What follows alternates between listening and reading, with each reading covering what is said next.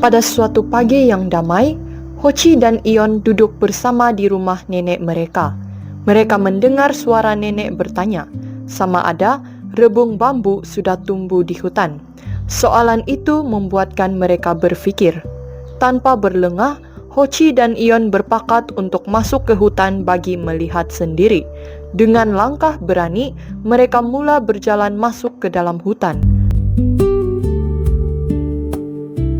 Pokok-pokok tinggi mengelilingi mereka, dan cahaya matahari menyelinap di celah daun.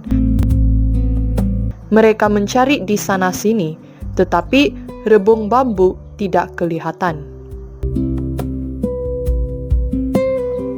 Akhirnya, mereka membuat keputusan untuk pulang.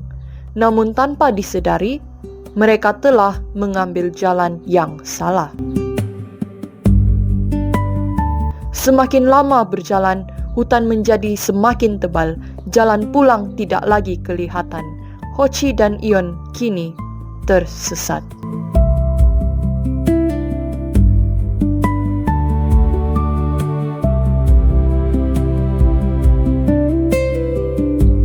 Mereka terus berjalan sehingga tiba di sebuah anak sungai kecil. Perut mereka lapar, tekak mereka kering. Ion terfikir untuk minum air dari sungai itu, tetapi Hochi teringat sesuatu. Air sungai tidak semestinya selamat diminum. Kemudian, mereka teringat pelajaran yang pernah mereka belajar di kelas adventure tentang akar kayu yang mengandungi air dan boleh diminum ketika kecemasan. Dengan berhati-hati, Ion mengambil parang dan memotong sebatang akar kayu.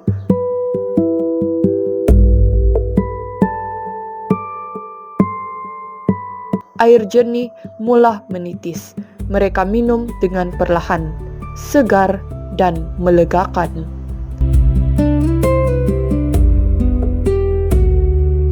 Namun, walaupun rasa haus mereka sudah diatasi, mereka masih belum menemui jalan keluar. Hutan masih tebal, suasana semakin sunyi. Perasaan risau mula timbul di hati mereka. Apa yang harus mereka lakukan sekarang? Tiba-tiba, mereka teringat satu perkara penting. Mereka perlu berdoa. Ion menundukkan kepala. Dengan hati yang tulus, dia berdoa meminta pertolongan Tuhan.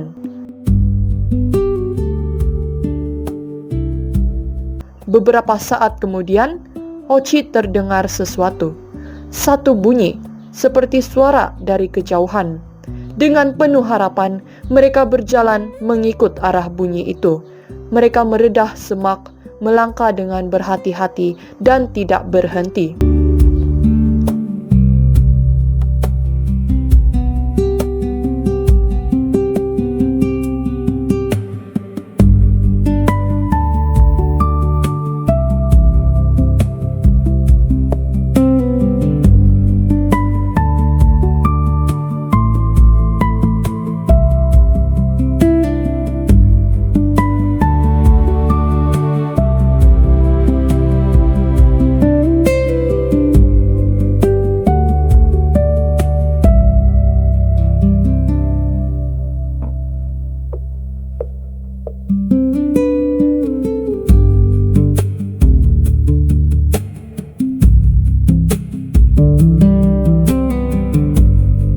Akhirnya, mereka melihat sesuatu yang dikenali.